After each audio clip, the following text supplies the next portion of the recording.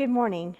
We are just a few days away from Christmas Eve and from Christmas Day. And one of the things that gets us every year, even in 2020 when things have slowed down, is this need to make Christmas magical. Like somehow by us decorating enough or getting the right present or staying up till midnight to make cookies or whatever your thing is that you make yourself do to make it magical, we just put all this stress and pressure on ourselves, right? A couple years ago, I had just decided that I was done with the Christmas tree. First of all, we had like student retreats that we were going to, and we were traveling for Thanksgiving. And so by the time we got to Christmas decorating of the tree, it was like the 20th that year. And I was like, is there really a point? You guys are now teenagers, you don't care. I'm tired of trying to make everybody sit down and listen to Christmas music and pick out your ornaments one at a time because the year before we had just thrown things at the tree. And I was just like, no. And what I discovered is that the tree wasn't what made it magical, right? That they actually kind of missed me making them do it. But the stress of doing it wasn't worth the payoff. And so that's my challenge to you. If you're in this last minute frenzy of trying to get everything perfect for everyone, that's not why Jesus came, okay? I'm giving you freedom. I'm giving myself freedom for us to say, it's been a hard year. It's always a hard year at this time.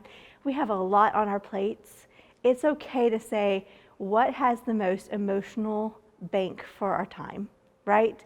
Is it more important that you truly enjoy making those cookies because you're now not rushing around trying to get the ingredients versus making sure that everybody's package looks perfect? That doesn't happen at my house either. I'm going to be honest. There's no ribbons or bows. So you decide what's important to you. But remember, you don't have to be perfect. If you don't find the PlayStation, whatever it is this year, if you don't find whatever the popular toy is, your children are not going to remember 5, 6, 7 years from now. They're just not. They're not going to remember what they even got last year, potentially. What they are going to remember is a parent who is our grandparent who is engaged in who they are.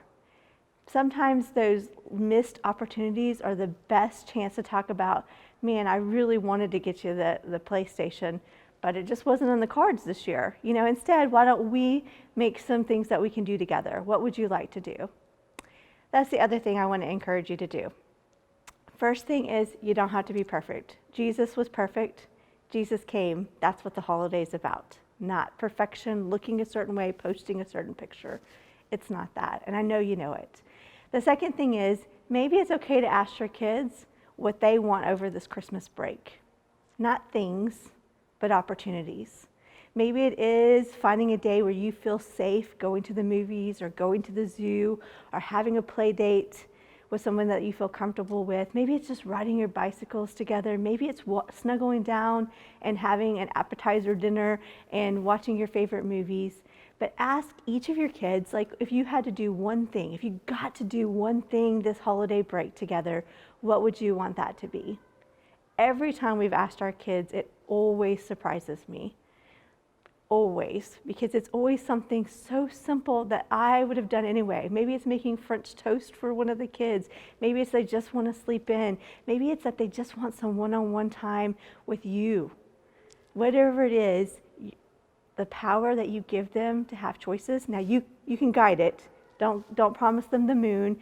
Only offer options of things that you really want to do and can do. But it's okay to say, you are important and I want to spend time with you. Or I want to do what you want to do, even if that's just playing Legos for an afternoon. So you don't have to be perfect. Figure out what's important to you and your family and do that, and have a Merry Christmas.